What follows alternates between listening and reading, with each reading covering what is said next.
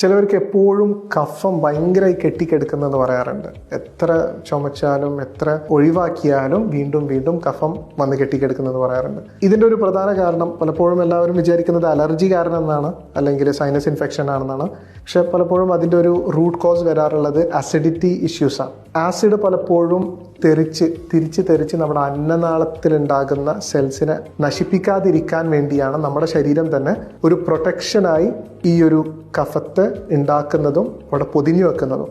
അപ്പം നമ്മുടെ ശരീരത്തിന് ആ കഫം മാറ്റുകയല്ല വേണ്ടത്, മറിച്ച് നമ്മുടെ ഈ ഒരു അസിഡിറ്റി ഇഷ്യൂ നമ്മൾ ശരിപ്പെടുത്തുകയാണ് വേണ്ടത്.